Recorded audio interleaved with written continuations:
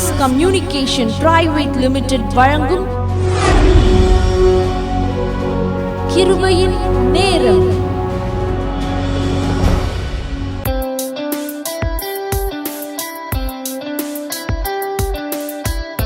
வசனம் புல்லின் மேல் இறங்கும் பனியைப் போல, இளம் பயிரின் மேல் இறங்கும் மழையைப் போல பொழியும்படியாய் நாங்கள் ஜெபிக்கிறோம்.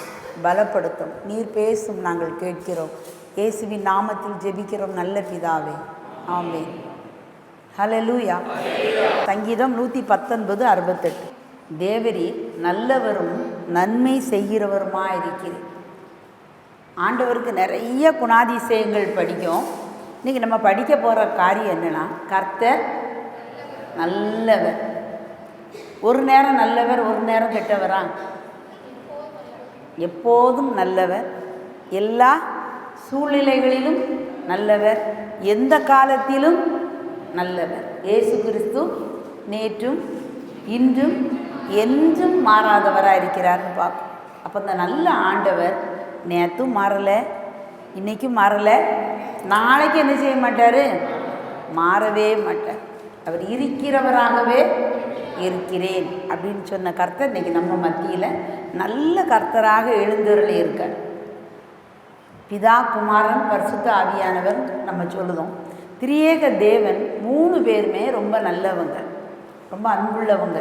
ஒருத்தருக்கு ஒருத்தர், பிதா, குமாரன், பரிசுத்த ஆவியானவர் ஒருவருக்கொருவர் ஒரு நல்ல ஐக்கியம் உள்ளவங்க, ஒரு முன்மாதிரியானவங்க.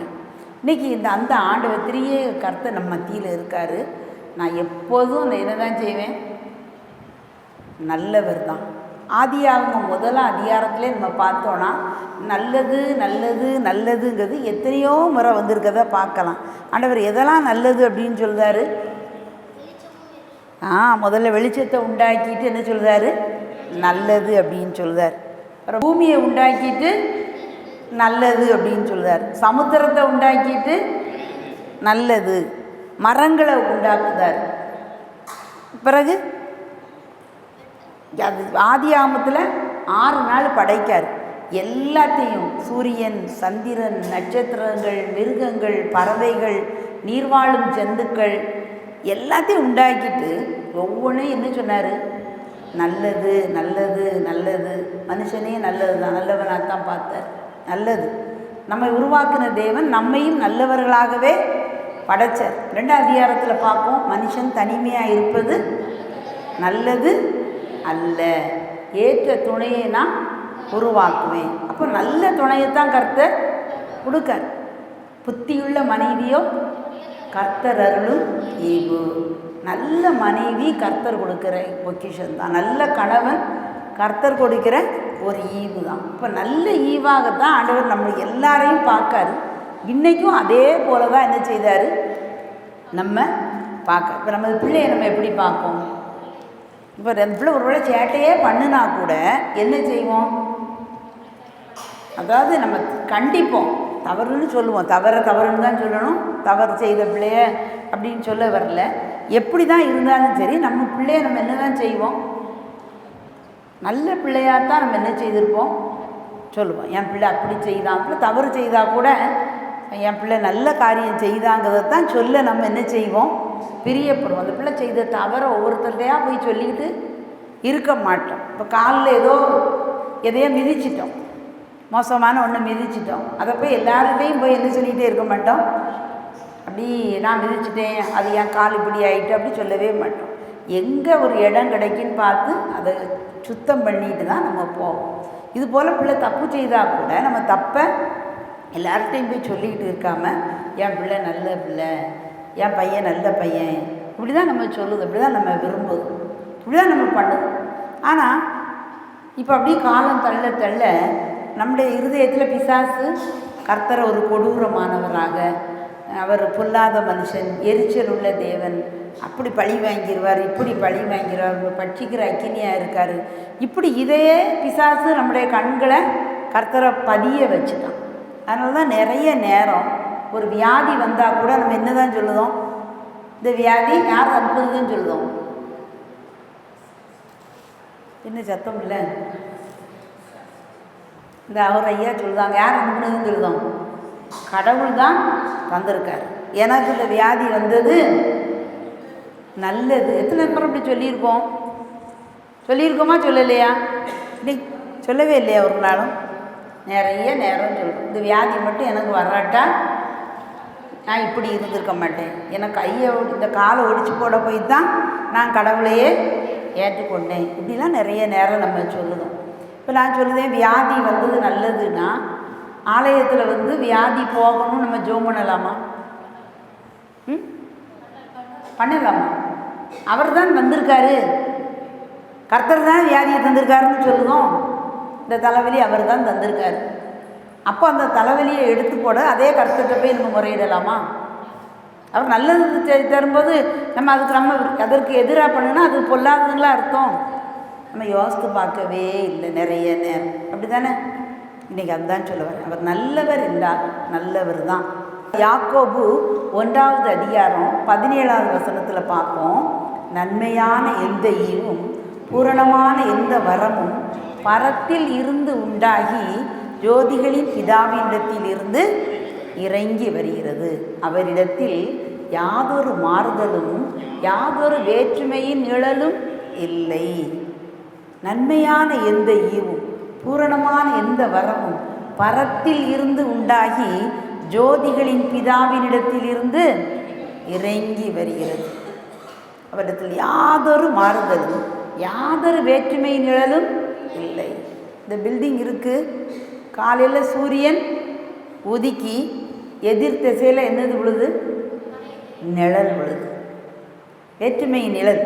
சாயங்காலம் சூரியன் மறையும் போது அந்த நிழல் எங்கே போயிடுது? அடுத்த திசைக்கு போயிடுது. மாறிக்கிட்டே இருக்கு. தான் வேற்றுமையின் நிழல். ஆனால் நீதியின் சூரியனாகிய கர்த்தர் நம்ம மேலே பிரகாசிக்காரு. எந்த வேற்றுமை நிழலும் இல்லை. ஒரே மாதிரி தான் இருக்கார். நன்மையான எந்தையும் பூரணமான எந்த வரமும் எங்கிருந்து வருதான்? ஜோதிகளின் பிதாவினிடத்தில் இருந்து இறங்கி வருகிறது. பிதா நல்லவர், குமாரனாகிய கிறிஸ்து நல்லவர், பரிசுத்த ஆவி நல்லவர். இவர் எப்போதும் நல்லது தான் செய்வார்.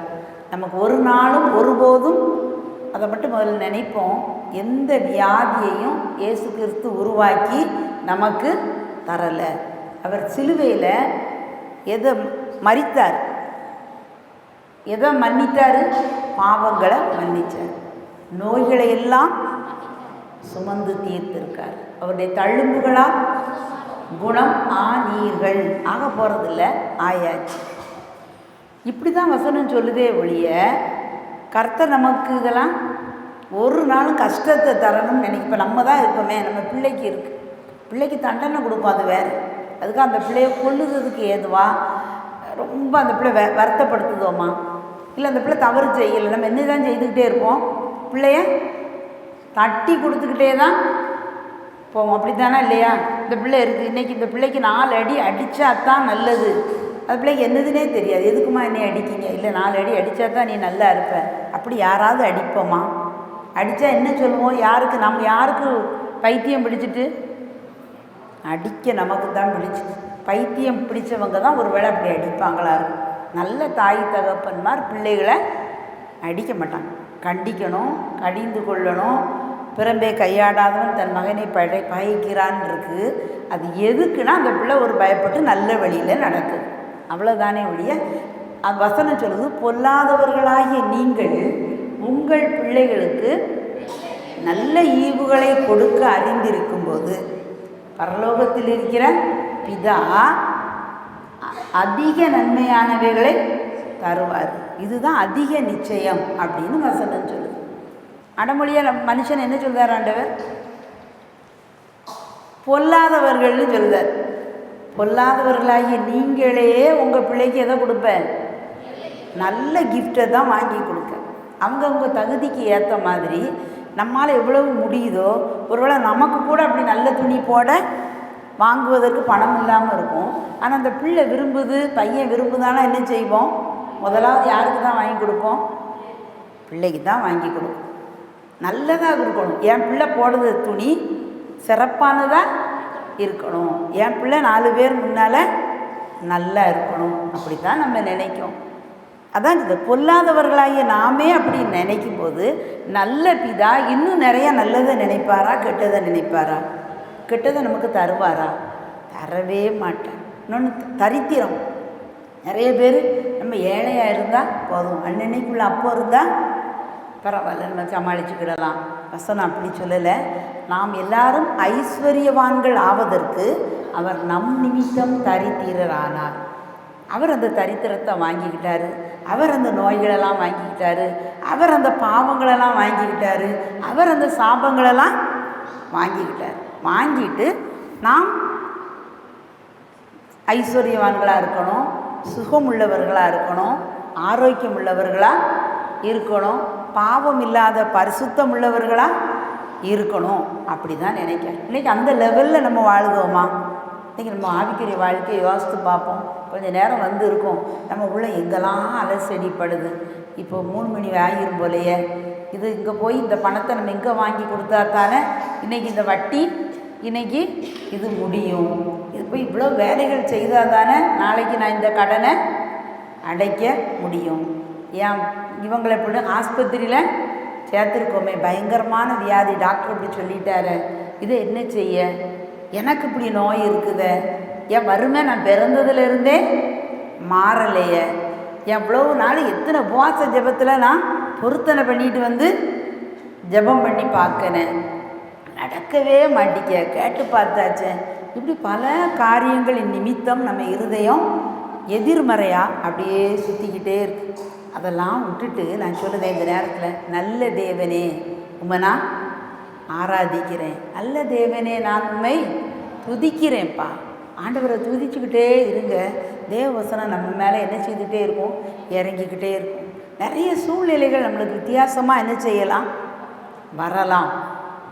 ஒரு பெரிய வெள்ளம் வருது, பெருமழை அடிக்கி, அது கற்பாறையின் மேல் கட்டின வீட்டுக்கும் வருது, மணலின் மேல் கட்டின வீட்டுக்கும் வருது. ஆனால் மணலின் மேல் கட்டிய வீடு தூரம் ஓடி இருந்த இடமே தெரியல, ஆனால் பாறையின் மேல் கட்டின வீடு நின்றுச்சு. மாதிரி பிரச்சனைகள் பொதுவானது, அதை எதிர்கொள்கிற விதத்தில் தான் வித்தியாசம் இருக்குது. நல்ல கர்த்தராகிய கண்மலையின் மேல் நம்ம வீடு கட்டப்பட்டு இருந்தால், நம்மளுடைய விசுவாசம் இருந்தால், எவ்வளோ பெரிய புயல் அடித்தாலும் நம்ம இருதயம் எப்படி தான் இருக்கும்? சந்தோஷமாக தான் இருக்கும், மன மகிழ்ச்சியாக தான் இருக்கும், உறுதியாக தான் இருக்கும். அவர் சொல்லிட்டார், நீங்கள் ஒன்றுக்கும் கவலைப்படாமல் எல்லாவற்றையும் குறித்து உங்கள் விண்ணப்பங்களை ஸ்தோத்திரத்தோடு கூடிய ஜெபத்தினாலும் வேண்டுதலினாலும் தேவனுக்கு தெரியப்படுத்துங்கள். அவ்வளோதான். தெரியப்படுத்திட்டு நீ ஒன்று என்ன செய்ய வேண்டாம்? அலட்டவே வேண்டாம். வீணாக கண்ணீரை வடிக்கவும் உணர்ச்சிகளை கொட்டவும் அதெல்லாம் தேவையே இல்லை. ஏன்னா அந்த நம்பிக்கை, அவர் நல்லவர், நல்ல கர்த்தர், என் கூட இருக்கார், எனக்குள்ளே இருக்கார், எனக்காக இருக்கார், அவர் உன்னை விட்டு விலகுவதும் இல்லை, உன்னை கைவிடுவதும் இல்லை அப்படின்னு சொல்லிட்டார். பிடிச்ச பிடி உடும்பு பிடி தான், விடவே மாட்டார். நான் வலது கையை பிடிச்சு சொல்லுவேன், பயப்படாத. 365 முறை வாசிக்கும், பயப்படாத. ஏன்னா எவ்வளவுதான் சொன்னாலும், எவ்வளோ பெரியவங்களாக இருந்தாலும், எவ்வளோ பெரிய ஊழியக்காரங்களாக இருந்தாலும், அநேக நேரம் பிரச்சனையை பார்க்கும்போது, பிரச்சனையை கேள்விப்படும்போது முதல்ல என்ன வருது?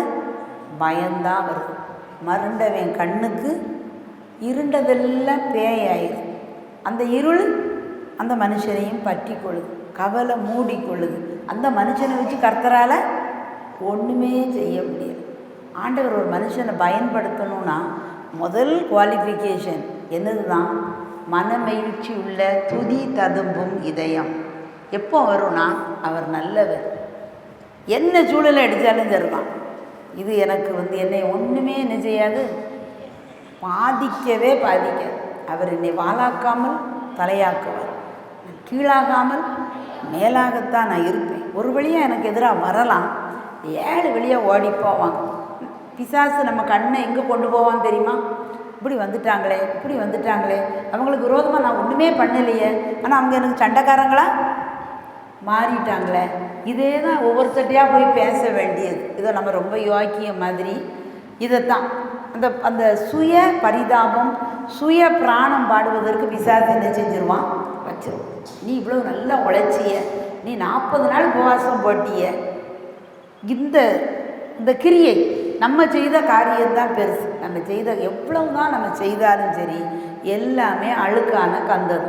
எவ்வளவு தான் நீதி பண்ணாலும் சரி, நீங்கள் எவ்வளவு தான் தர்மம் பண்ணாலும் சரி, நம்ம செய்கிற கிரியையினால் இதை பெற்றுவிடலாம் அப்படின்னு நினச்சோம்னா அது என்னது தான்? அழுக்கான கந்தம் தான். வேதவசனம் அப்படி தான் சொல்லுது. நம்முடைய நீதி எல்லாம் அழுக்கான கந்தம் மாதிரி இருக்கான். அப்போ எதுதான் நமக்கு நீதி?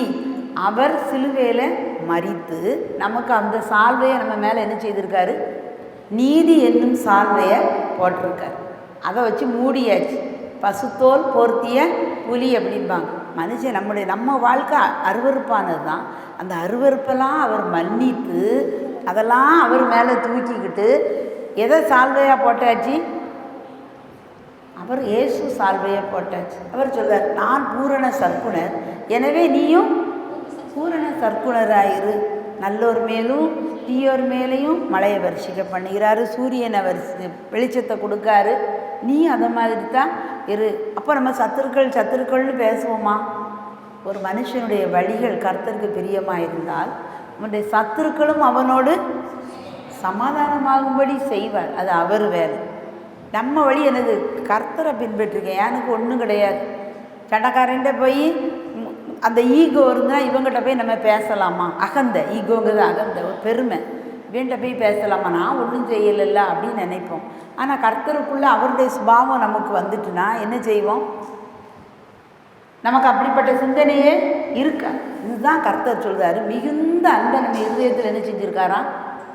ஊற்றியே விட்டாச்சான். வேண்டான்னு சொல்லி கழிவு தண்ணி என்ன செஞ்சுருந்தோம்? சும்மா ஊற்றி விட்டுருந்தோம். அளந்துலாம் கொடுக்கல், ஊற்றி இருக்க.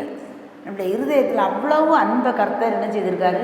ஊற்றி இருக்க. நம்ம கிறிஸ்மஸ் காலத்தில் இருக்கும்.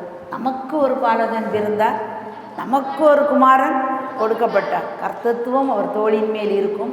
அவர் நாமம் அதிசயமானவர், ஆலோசனை கர்த்தா, வல்லமையுள்ள தேவன், நித்திய பிதா, சமாதான பிரபு. நமக்கு ஒரு பாலகன் பிறந்தார். இன்றைக்கி இந்த கர்த்தர் பிறந்த பண்டிகையை தான் நம்ம கொண்டாடி சந்தோஷமாக கிறிஸ்மஸ்ன்னு சொல்லிக்கிட்டு இருக்கோம். இன்றைக்கி இந்த ஆண்டவரை நல்லவராகவே நம்ம என்ன செய்வோம்? பார்ப்போம். அதனால் ஒரு நாள் அவருக்கு என்ன ஆரம்பத்தில் ஆதியாகமத்திலிருந்தே பார்ப்போம். நல்லது நல்லது நல்லது. 2 அதிகாரத்தில் பார்ப்போம். ஆவிலா தேசம் முழுவதும் அந்த 6 பைசோன், கீகோன், இதக்கேல், ஐப்ராத் அப்படின்னு 4 ஆறுகளை மனுஷனுக்கு ஆண்டவர் என்ன சொல்கிறாரு? கொடுக்காரு. 2:12 பார்த்தீங்கன்னா அந்த பொன் எப்படிப்பட்ட பொண்ணா? ஆவிலா தேசத்து பொண்ணு. அந்த பொண்ணு நல்லதான். ஆவிலா தேசம் எங்கும் 6 போகுமா, அந்த இடத்துல பொன் விளையுமா. பொன் விளையும் பூமின்னு சொல்லுதும் தேவ வசனத்தில் தெளிவாக சொல்லியிருக்கு. அந்த அந்த அந்த 6 போகிற இடம் முழுவதும் ஆவிலா தேசத்தில் என்னது விளையுமா? பொண்ணு விளையுமா. அந்த பொண்ணு எப்படிப்பட்ட பொண்ணா? நல்ல பொண்ணாக இருந்துச்சு. அது நம்மலாம் வாங்குறது 22 கேரட்டு தான். அப்படின்னா தான் அந்த ஆபரணங்கள் செய்ய முடியும். 100க்கு 100 உள்ள இதில் ஆபரணங்கள் செய்ய முடியாது. பிஸ்கட் தங்கமாக வச்சுக்கலாம்.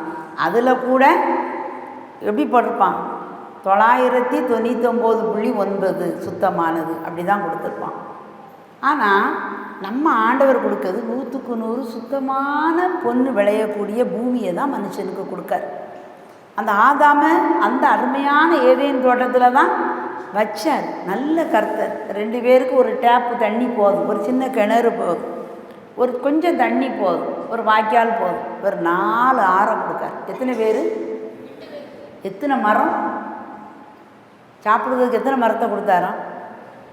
கணக்கே கிடையாது. பெரிய தோட்டம். ஏதேன் வனத்தோட்டம், ஏதேன் வனத்தோட்டம், என்ன சிங்காரமையா, ஆஹா என்ன சிங்காரமையா. சிங்கார வனத்தை அவங்களுக்கு தேவைக்கும் அதிகமாக அருமையாக ஆண்டவர் கொடுக்கார். அவர் தான் நல்லவர். இன்றைக்கும் ஆண்டவர் என்ன செய்தார்? அபண்டன்ஸ், அதாவது அபரிமிதமாய் ஆசீர்வதிக்கும் தேவன். ரொம்ப நல்ல கர்த்தர். ஆதாம் ஏவாள் நம்ம நினைக்கிறோம், ஏப்பா அந்த ஏதேன் தோட்டத்தில் நான் இருந்தால் எப்படி இருக்கும்? அதை காட்டிலும் சிறப்பான இடத்துல தான் நம்ம என்ன செய்திருக்காரு? வச்சிருக்கு. இந்த பிசாசுக்கு நிறைய நேரம் நம்ம செவி கொடுத்து நம்ம கர்த்தருடைய பிள்ளைனா ஆண்டவர்களை வரணும், வரும்போது சொல்லி கூப்பிடுவோம் எல்லாரையும், இயேசு கிறிஸ்துட்ட வாங்க, வந்தால் சமாதானம் தருவார், சந்தோஷம் தருவார், இன்பம் தருவார், பணம் தருவார், எல்லாம். வந்த பிறகு நீ என்ன செய்ய, 40 நாள் உபவாசம் போட்டால் தான் இதை நீ வாங்க முடியும். ஒரு நாளுக்கு 4 மணி நேரமாக ஜெபம் பண்ணால் தான் ஆவிக்குரிய வாழ்க்கையில் நீ வளர முடியும். இப்படியே சொல்லி சொல்லி நம்முடைய கைகளின் கிரியைக்கு முக்கியத்துவம் கொடுத்து கொடுத்து அந்த வாழ்நாளையே ஓச்சி கட்டிட்டு, நான் ஏழையாக வந்தேன், ஏழையாக போனேன், நிர்வாணியாக வந்தேன், நிர்வாணியாக போனேன், ஒன்றுமே இல்லை. இந்த என்னது ஞாயிற்றுக்கிழமை வேறு ஜெபம் போடுவோம், என்ன சொல்லுவோம், எங்களுக்கு சுகமே இல்லை, ஆனாலும் ஆண்டவரே அப்படின்னு நம்ம ஒரு கதை சொல்லுவோம். என்றைக்கு தான் சுகம் கிடைக்கி? தழும்புகளால் குணம் ஆகிட்டேன், நான் உன்னை அப்படி வச்சுருக்கேன், நம்ம அப்படி தான் சொல்லிக்கிட்டே இருக்கோம். இன்றைக்கி ஆண்டவர் வருத்தப்படுதார். இன்றைக்கி இந்த சிந்தனைகளை கொஞ்சம் மேலே மாற்றுவோம். கர்த்தர் ஒருபோதும் ஒருத்தனுக்கும் காய்ச்சலையும் இழைப்பையும் மனப்பூர்வமாக அவர் அனுப்பவே இல்லை. மாறாக எல்லாரும் சுகமாக இருக்கணும் தான் விரும்புதார். அவர் 3 வருஷ காலத்தில் சுற்றி அலைந்தார். அவரை சுற்றி சுற்றி ஏன் ஜனக்கூட்டம் அப்படி வந்துச்சு? எல்லாருக்கும் சுகத்தை கொடுக்காரு. தொட்ட யாவரும் சுஸ்தமானார்கள். இன்றைக்கி நீ போய் பேசிகிட்டு வந்திருக்க, இன்றைக்கி உங்கள் அம்மா அப்பாட்ட சண்டை போட்டு வந்திருக்க, இதெல்லாம் தூர விட்டுட்டு போ, அப்போ அது போயிடும் அப்படி யாருக்காவது சொன்னாரா? இல்லை. விபச்சாரத்திலே கையுமையுமா பிடிக்கப்பட்டாலும் என்ன சொல்றாரு? நான் உன்னை ஆக்கினைக்குள்ளாக தீர்க்கிறதில்லை, இனி பாவம் செய்யாது. அந்த திமிர்வாதக்காரனை பார்த்து என்ன சொல்றாரு? முதல்ல குணமாக்குதாரு, படுக்கை எடுத்துக்கிட்டு நட, அதிக கேடானதுன்னு வராதபடிக்கு இனி பாவம் செய்யாது. முதல்ல சுகத்தை கொடுத்துருதார். இன்றைக்கி அந்த ஆண்டவர் அப்படித்தான் இருக்கார். நம்ம தான் நினச்சிக்கிட்டோம், நம்ம இப்படி பண்ணனால தான் வந்துட்டு, அப்படி பண்ணனால தான் வந்துட்டுன்னு நம்ம என்ன செய்துட்ருக்கோம்? நிறையா நம்ம அப்படியே வச்சுக்கிட்டே இருக்கோம். பிறகு கர்த்தர் ஒரு வியாதியை கொடுத்துருக்க, நல்லதுக்கு கொடுத்துருக்க, பிறகு எதுக்கு நம்ம ஒவ்வொரு ஊழியக்காரங்களுக்காக எழுதி எழுதி போடுறோம்? அது முரண்பாடாக இல்லையா? விளங்குதான் நான் சொல்லுது. கர்த்தர் தான் கொடுத்தாருன்னு நம்ம சந்தோஷமாக ஏற்றுக்கணும். ஒன்று கொடுத்தே எனக்கு இவ்வளோ நன்மை இருக்க, அப்போ எனக்கு 10 வியாதியை தார ஆண்டவரேன்னு என்ன செய்யணும்? வாங்கணும். நமக்கு அதுவும் முடியலை, இதுவும் முடியலை, யோசிக்கிறதுக்கு புத்தியையும் இழந்துட்டோம். நல்ல கர்த்தர் நன்மையானதை மட்டும்தான் தருவார். அப்போ நம்மளுக்கு ஏன் தீமைகள் நடக்கு? எல்லா தீமையும் பிசாசுகிட்ட இருந்து தான் வருதே ஒழிய கர்த்தர்கிட்ட இருந்து நமக்கு வரலை. இப்போ ஒரு எடுத்துக்காட்டுக்கு, இப்போ வெள்ளம் வந்துச்சு சென்னையில், ஒவ்வொருவரும் அவர் ரொம்ப விபச்சாரம் நடக்காங்க, வேசித்தனம் நடக்காங்க, கர்த்தருக்கு பிரியமில்லாத காரியம் ரொம்ப நடந்தது, ஆண்டவர் அழித்து போட்டார் அப்படின்னு ஒரு கதை சொல்லுது, காதில் நம்ம கேட்டிருக்கோம். ஆனால் நம்ம நல்லா பார்த்தா அப்படி அழிக்கிறதா இருந்தால் யாரை மட்டும் ஆண்டவர் பார்த்து அழிச்சிருக்கணும்? கெட்டவங்களை பார்த்து அழிச்சிருக்கணும். இவங்க யார் கெட்டவங்கன்னு நினைக்காங்களோ அவங்க எல்லாரும் என்ன செய்தாங்க? நல்ல வசதியாக வாழ்ந்துக்கிட்டு இருக்காங்க. அழிபட்டதெல்லாம் இந்த ஆலயத்துக்கு போகிற நிறைய ஏழைகளான ஆட்கள் தான், நல்ல ஆட்கள் தான் நிறையா மாண்டு போயிருக்காங்க. அப்போ இது எதில் என்ன புரிந்து கொண்டோன்னா, இது கர்த்தர் கொடுக்க நியாய தீர்ப்பு அல்ல. யாத்ராகமத்தில் பார்க்கும், அந்த எகிப்து ஜனங்கள், இஸ்ரவேல் ஜனங்களுக்கு வேறுபாடு எப்படி வருது? அவங்க வீட்டில் மட்டும்தான் தலைப்பிள்ளை சாகும், அவங்க வீட்டில் மட்டும்தான் 10 வாதைகள் காணப்படும். அவங்களுக்கு இருட்டாக இருக்கும், அதே இருட்டு இவங்களுக்கு எப்படி இருக்கும்? வெளிச்சமாக இருக்கும். 3 நாள் காரியங்கள் அவங்களுக்கு தான், இவங்களுக்கு இல்லை. அதுதான் ஆண்டவர் கொடுக்க நியாய தீர்ப்பு. ஆண்டவர் நம்மளுக்கு அப்படி புதிய ஏற்பாட்டில் நமக்கு அப்படி என்ன செய்யலை? கொடுக்கலை. ஆனால் பிசாசு திருடவும் கொல்லவும் அழிக்கவுமே அஞ்சி வேறு ஒன்றுக்கு வரமாட்டோம். இப்போ அழிக்க வந்தது யார்? பிசாசு. இதை நம்ம அறிந்தால் தான் நம்ம ஜெபிக்க முடியும். அதை விட்டுட்டு கர்த்தர் தான் வெள்ளத்தை கொடுத்துருக்கும்போது நம்ம நீங்கி போட்டோன்னு ஜெபம் பண்ணால் நடக்குமா? அப்படி செய்யலாமா? அவர் நல்லதுக்கு செய்யும்போது செய்யாதங்கன்னு சொல்ல நம்ம பெரிய ஆளா? இல்லை. இதுதான் நம்ம அறிந்து கொள்ள வேண்டிய காலத்தில் இருக்குது. நல்ல ஆண்டவர் உங்கள் கையிலையும் என் கையிலையும் நிறைய அதிகாரத்தை நம்பி கொடுத்துருக்கார். அதான் கிருபங்க. கிரியைனா நீங்கள் செய்து தான் செய்யணும். அவர் எல்லாமே பார்த்தா ரொம்ப பழைய ஏற்பாட்டிலே அவர் இப்படி தான் செய்தார். உபாகமம் 6:11. அதாவது என்னதெல்லாம் கொடுக்காரா ஆண்டவர்? நீ நிரப்பாத சகல நல்ல வஸ்துக்களாலும் நிரம்பிய வீடுகள். நம்ம ஒன்றுமே நிரப்பலை. வீட்டில் என்னதெல்லாம் இருக்கான்? நல்ல வஸ்துக்கள் இருக்கான். நல்ல வஸ்துக்களால் வீடு நிரம்பி இருக்கு. இப்போ உள்ள மொழியில் சொன்னால் என்னது சொல்லலாம்? நல்ல வஸ்துக்களால் நிரம்பிய வீடுனா சொல்லுங்களேன், உங்கள் வீடு எப்படி இருக்குன்னு நினைக்கிங்க? நல்ல வஸ்துக்கள் நினைக்கிறது.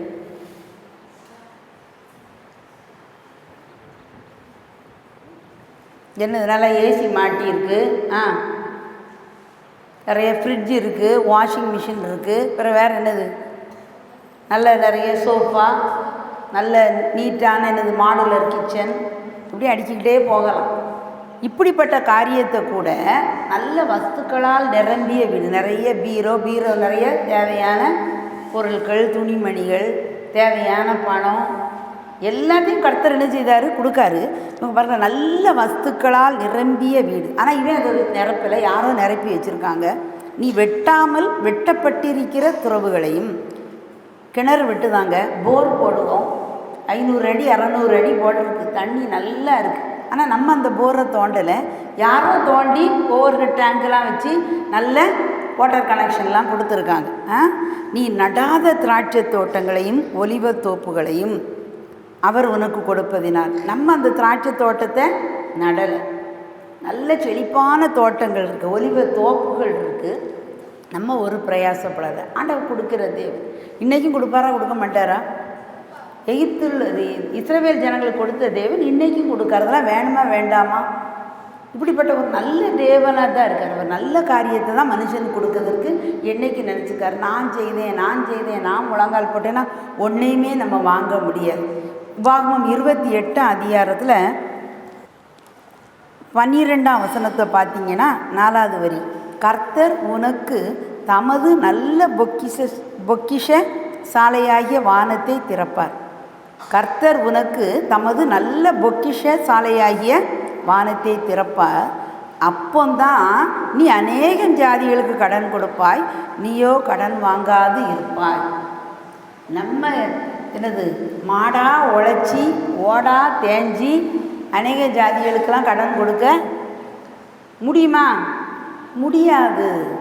அவர் திறக்கும் போது நல்ல பொக்கிஷசாலியாகிய வானத்தை திறப்பார். அவர் நல்லவர், அவர்கிட்ட இருக்க வானம் நல்ல வானம். அந்த வானத்தில் நல்ல பொக்கிஷசாலை தான் இருக்குது, ட்ரெஷரி, கருவூலம். எவ்வளவு பணம் எடுத்தாலும் என்ன செஞ்சுக்கிட்டே இருக்கும்? வந்துக்கிட்டே இருக்கும்.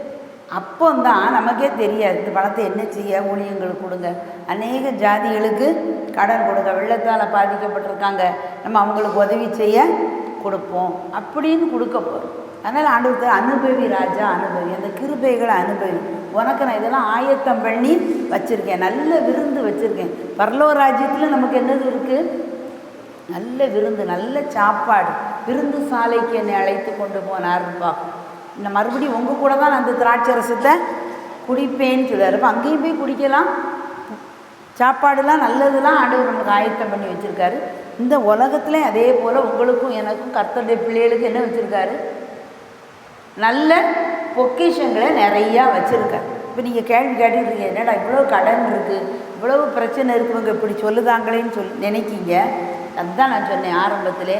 வசனத்தை கேட்கும்போது, ஆண்டவரே என் வாழ்க்கையில் இது நடக்கட்டும், இதை நடக்கதை என் கண்கள் காணட்டும், நான் உணரட்டும், என் கைகளினால் தொட்டு பார்க்கட்டும். எங்கேயோ ஒரு பணம் இருந்துச்சு, நான் உணர முடியலை அப்படிங்கிறதில்ல. எங்கேயோ ஒரு சுகம் இருந்தது, காலம் முழுவதும் நான் இப்படி இருக்கணும்னு இல்லை. இயேசுவின் நாமத்தில் எனக்கு சுகம் உண்டாவதாக, எனக்கு செழிப்பு உண்டாவதாக, என் வறுமைகளெல்லாம் மாறுவதாகன்னு உங்களுக்கே கட்டளையிட போகிறீங்க. இதான் சொல்லுதேன், நல்ல தேவன் உங்களுக்கும் எனக்கும் நல்ல அதிகாரத்தை கொடுத்துருக்கார். அவர் சொல்லுதார், பரலோகத்தின் திறவுகோல்களை உன்கிட்ட தந்திருக்கேன். இது இமேஜின் பண்ண முடியுதா? அவர் கற்பனை பண்ண முடியுதா? நமக்கு பரலோக ராஜ்யத்தின் சாவி எங்கே தான் இருக்குது? பீரோவை பூட்டி அதில் என்னது ரொம்ப ஒன்றும் இருக்காது, அதை பூட்டி மடியில் என்ன செஞ்சுக்கிட்டே இருக்கோம்? தூக்கி வச்சுக்கிட்டே அலையிடும். அவர் என்ன பண்ணுதார்? பரலோக ராஜ்யத்தின் சாவியையே தந்துட்டார். அங்கே அளவே கிடையாது. அதான் நல்ல பொக்கிஷசாலை அங்கே தான். 10 தசம பாகத்தை கொண்டு வா, வானத்தின் பலகணிகளை திறந்து இடங்கொள்ளாமல் போகும்போது நான் ஆசீர்வதிப்பேங்க. அந்த சாவி எங்கே தான் இருக்குது? நம்ம தான். அந்த சாவி நம்ம நாக்கு தான். பார்த்துக்கிடுங்க, மரணமும் ஜீவனும் நாவின் அதிகாரத்தில் இருக்கிறது, அதில் பிரியப்படுகிறவர்கள் அதன் கனியை புசிப்பார்.